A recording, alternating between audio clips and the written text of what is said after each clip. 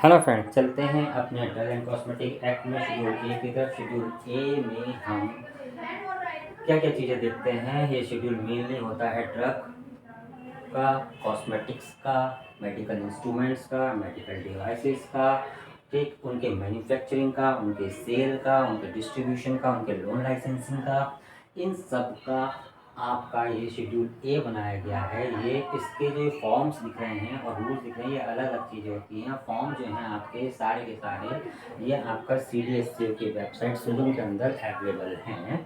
ठीक, अब हम बात करते हैं कि फॉर्म 1 और रूल 4 क्या होते हैं। फॉर्म 1 जो होता है वो होता है, इसका टाइटल है memorandum to the central drug laboratory, कि एक मेमोरेंडम दिया जाएगा। कौन देगा? ये ड्रग इंस्पेक्टर देगा। ये ड्रग इंस्पेक्टर मेमोरेंडम देगा कि मुझे फला मेडिसिन पे, फला ड्रग पे शक है और ये प्रॉपर तरीके की नहीं है, प्रॉपर जो हम लोगों ने गाइडलाइन बनाई है उसके अकॉर्डिंगली नहीं है।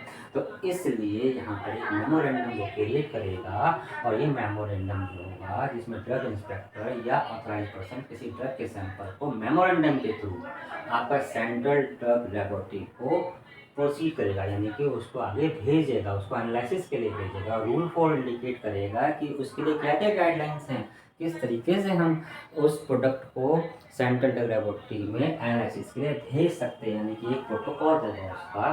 ठीक, अब हम बात करते हैं इसका पर्पस क्या होता है। पर्पस होता है कि ड्रग की प्रॉपर आइडेंटिफिकेशन, इस रूल 4 की कहते हैं, रूल 4 की। फॉर्म की तो है, फॉर्म तो अपने आप में एक मेमोरेंडम है। फॉर्म 1 जो है वो अपने आप में एक मेमोरेंडम है, लेकिन रूल 4 क्या है? रूल 4 ये कहता है कि ये अपने आप में एक प्रॉपर इंफॉर्मेशन है, प्रॉपर टैगिंग है कि फला ड्रग मैंने वहाँ से ली है, फला ड्रग का मैन्युफैक्चरर वो है, फला ड्रग का लाइसेंसी वो है, फला ड्रग का एक्सपायरी ये है, मैन्युफैक्चरिंग ये है, उसकी स्ट्रेंथ ये है। कृपया इसको एनालिसिस कीजिए और मुझे प्रॉपर इंफॉर्मेशन दीजिए क्या ये हमारे नॉर्म्स के अकॉर्डिंग लिखा है कि नहीं है।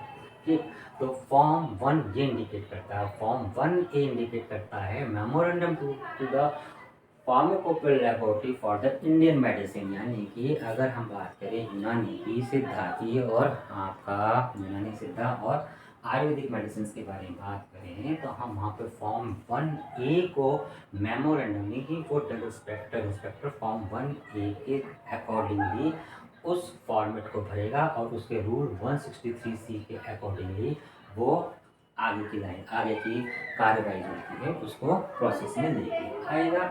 और ये जो फॉर्म 1 ए की जो मेडिसिन, ये फॉर्म 1 जो है उसकी जो एनालिसिस की मेडिसिन हैं वो तो भेज जाएंगी आपकी सेंट्रल ड्रग लेबोरेटरीज के अंदर, जबकि फॉर्म 1 ए जिसमें आयुर्वेदिक मान्य सिद्धा है इसकी भेजी जाएगी आपको PLIM में टेस्टिंग करेंगे। PLIM क्या है? Pharmaceutical laboratory of Indian medicine या pharmacopoeial laboratories of Indian medicine.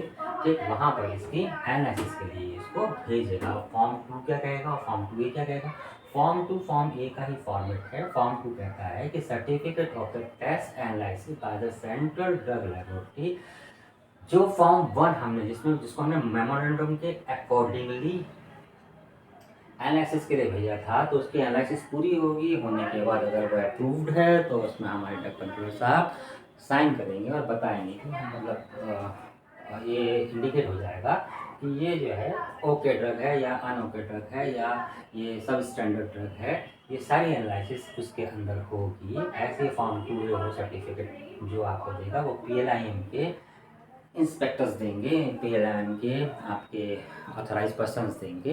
तो ये आपका फॉर्म 1, 1A, 2, 2A इस तरीके से ये फॉर्म्स चलते हैं।